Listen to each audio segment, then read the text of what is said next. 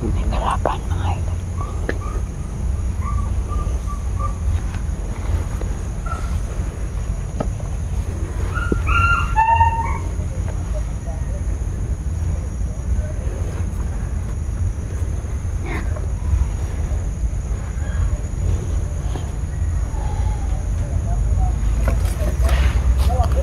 Bagong strategy na naman sila tol.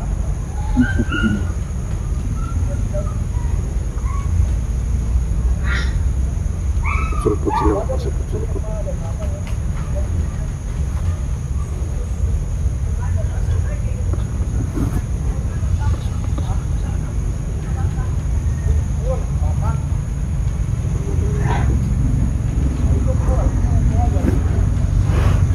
Mayroong mga nag-uusap na mga bandito mga idol. May mga babae at meron ding lalaki. Kanina may umiyak na bata dyan mga idol. I-check namin yung area dyan. Parang may nagsasanay po sila. Madami sila dyan. May dalawang motor po na nakapark.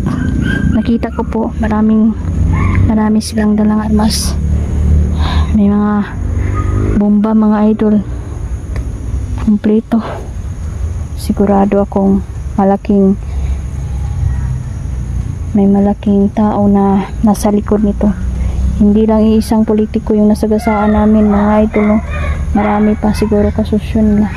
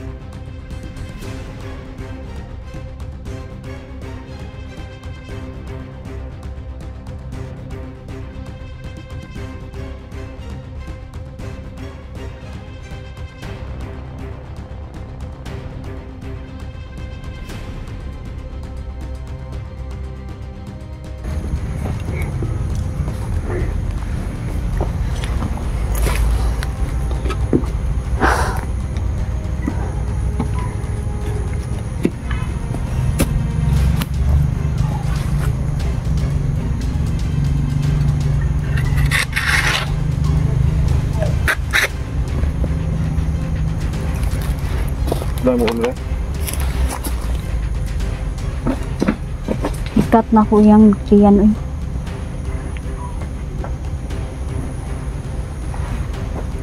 Hindi po tayo dapat maawa sa mga ganito mga idol.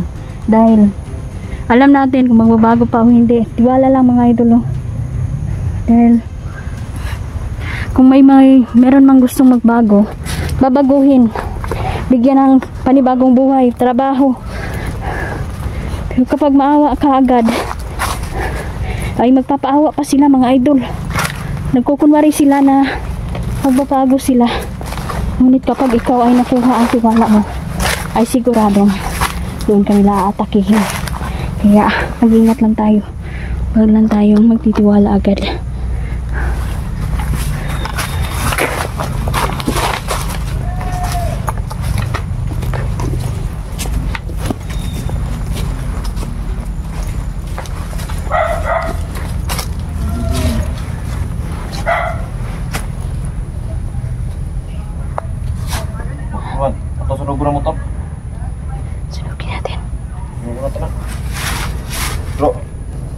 Tol, masulogon na to. Okay, mga nangyari. Darating yung may-ari.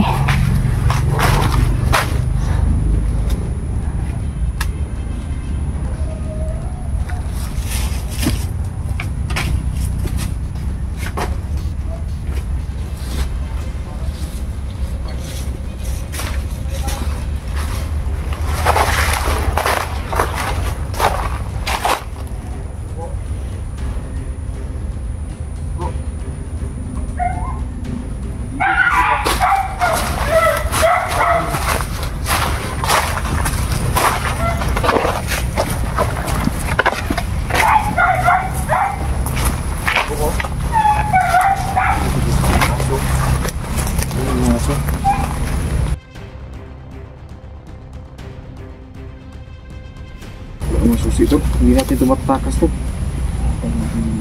Oh, sige.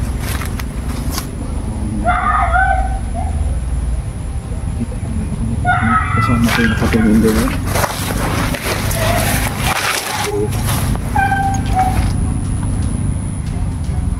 Grabe. Kararating lang. Bako. Mahirap dito. Mahirap dito, tol. Kung hindi natin makuha yun, tol. Antara ko.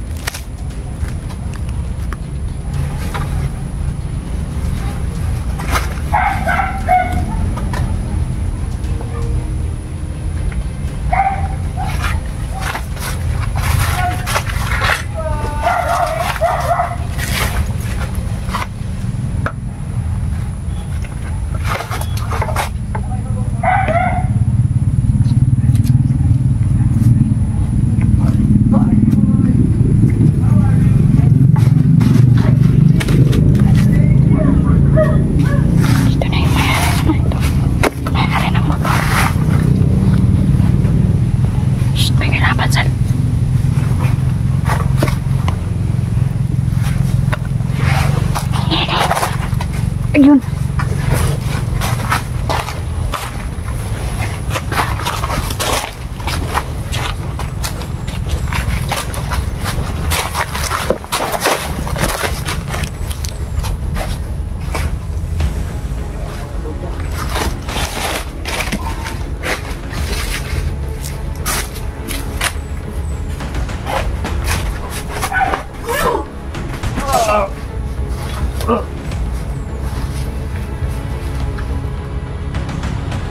Ayun niya pakita.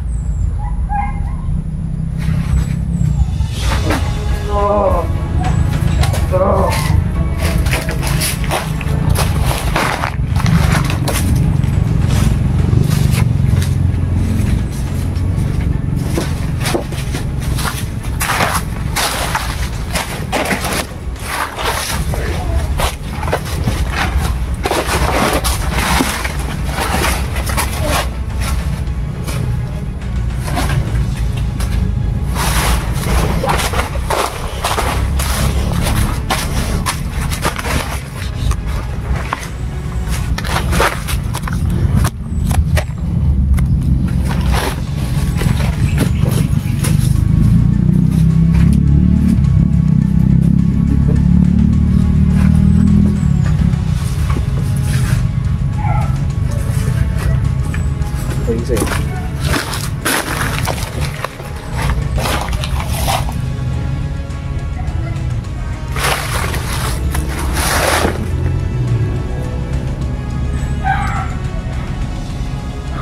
Bro. Bro. Bro. Sa tingin ko,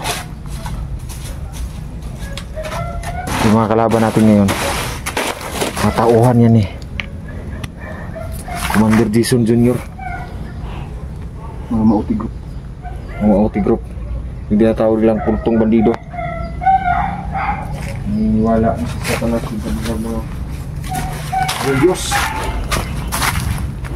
So kung nabalitaan nyo po, may babae po no na 1 year na po siya namatay. Tapos kinuha po ang kanyang yang buto mga idol. Diriba sa tuway-tuway na to. Gikuha. Ginagawa po yung agimat ng kalaban.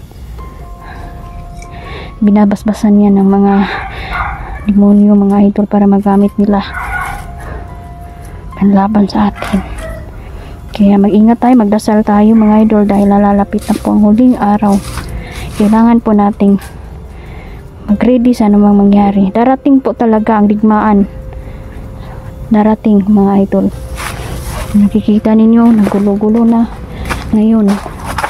Dahil sa taong sakim. Sila din nagkonday. Bigres kasi tapos isa.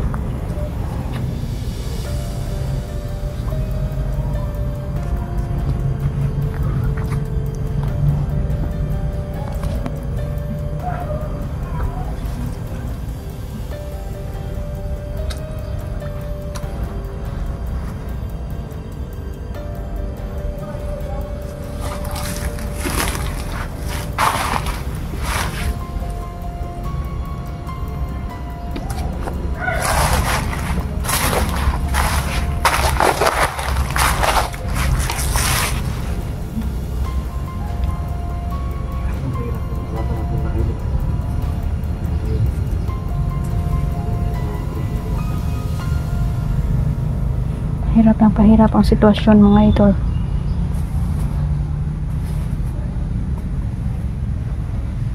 Dalag po sa ulo ng mga idol.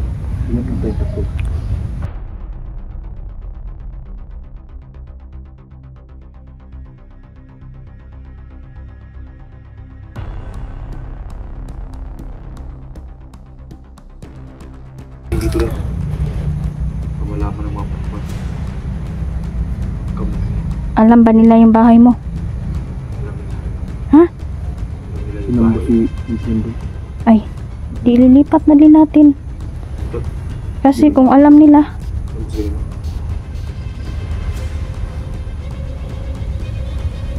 So yan mga idol, hindi ko muna, kailangan ko muna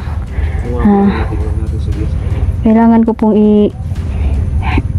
ilipat ang aking ama mga idol. Hindi na nila dyan mga idol. Kailangan ko pong maghanap ng parang hanapin ko muna yung tiyuhin ko mga idol dito sa Davao. At doon ko muna si Papa bibilin. Kailangan ko talagang balik ko na po mo. Sige dito ya, pagkarpan to. Karnap to ba? tara. Ayan nga to Kailangan ko pong ilipat si Papa mga idol. Hindi naman nila malalaman. Hindi ko naman sasabihin kung saan. At least malalaman nila. Wala na silang hahanapin mga idol. Okay. Babantayan natin sa ating mga kaibigan.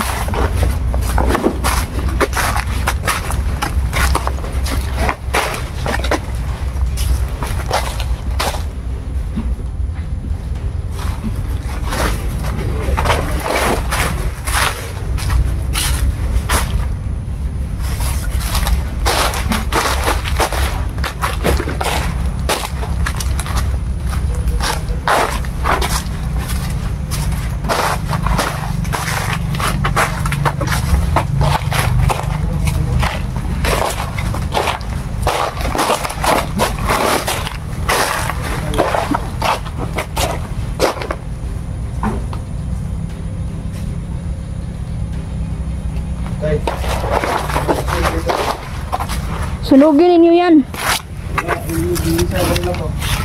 Ha?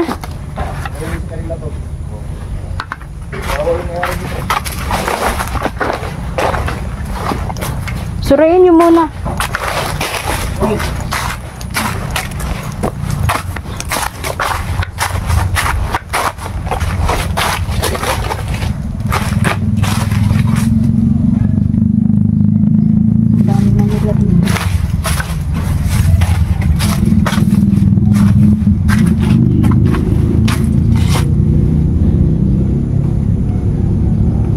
Sumusobra na talaga.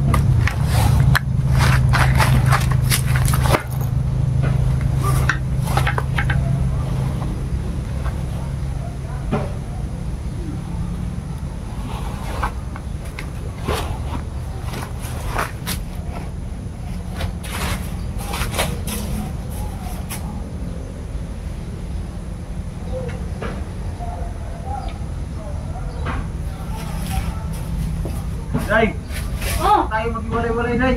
dala ko diri ah. Ha? Dito lang ako, may tinitingnan ako.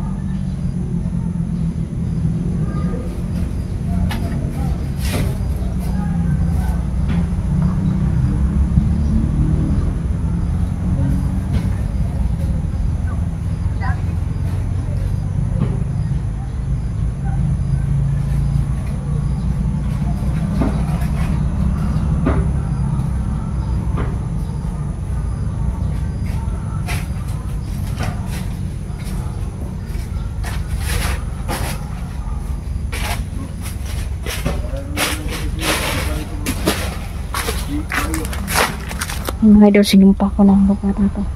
Siguradong lahat ng nakakaapak dito ang hihina. Day, Oh! parang nandito si Mario.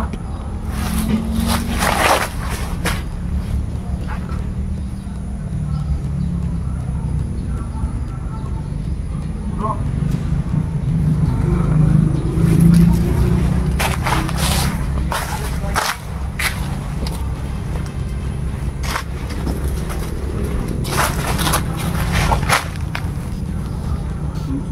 Sundan mo bro.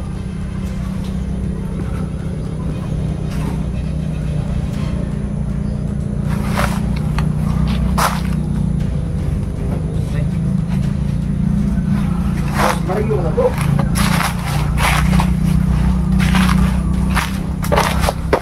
Wag ka.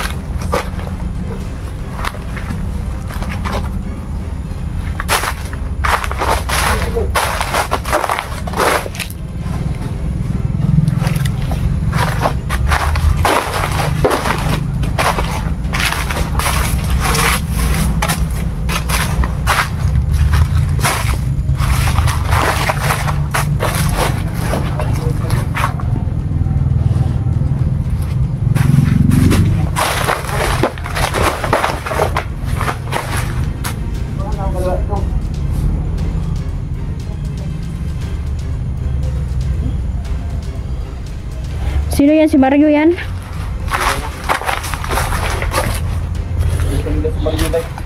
Sumunod si Mario dito? Mario, bakit ka ano naiwan mo? Bakit wala kang tsinelas? Delikado dito, may mga tinik dito. Isinyas mo. Isinyas. Ang anak daw.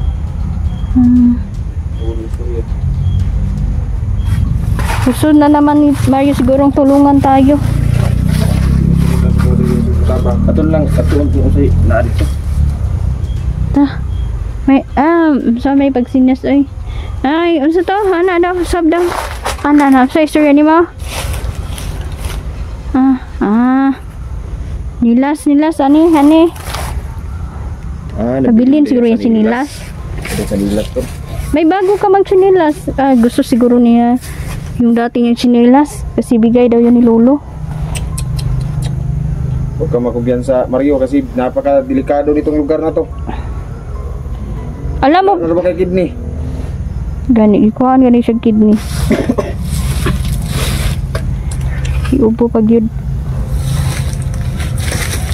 Mga kalaban natin dito, mga tuso yung mga kalaban natin dito. Hanapin natin yung chinilas niya. Ayun, chinilas. Sabi kasi niya mga idol na banggit din niya kasi sa akin.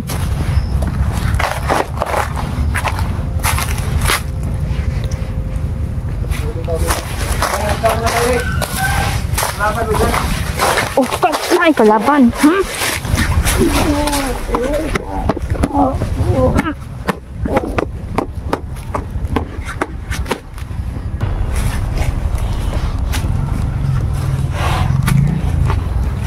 Isa ito sa mga kulto mga idol, no? Grabe na yung pamimiresyo nila. Pinuntahan talagang isang sementeryo mga idol at kinuha yung mga buto ng tao para gawin nilang lahat ng agimat. Mga desperado na talaga ang mga kalaban. Kailangan off ka muna kami mga idol. Kailangan kausapin namin si Mario ng maigi. Hindi pwede na sumunod siya dito kasi delikado. Si Mario po ay wala na po siyang kidney mga idol. Kinuha pala yung isa niyang kidney. Kaya pala parang may iniinda siyang sakit. Pagbuha na mo sa yung t-shirt, pag tingin na mo. Kurang is Mariulay. Iuwi na natin yan. Hindi na kita. Tinunan pala siya ng kidney. Tingnan nyo mga idol. Wala na talaga pagbabago. May ilan gustong magbago. Baguhin natin. Pero yung ito, yung ilan mga idol na gusto talagang gumawa ng mga karumal-dumal. Tayo lang ang gusto nilang mabitik ba? O malipat o malinlang tayo. Doon na nila tayo titirahin. Sis Mario mga idol, may lagnat. Kailangan po namin siyang iuwi.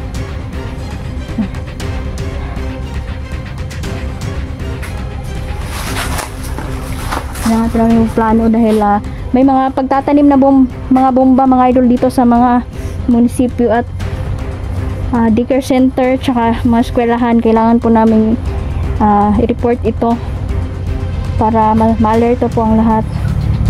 Maraming salamat po. Thank you very much. Mahal po namin kayong lahat. Yan, shoutout sa inyo lahat. Thank you.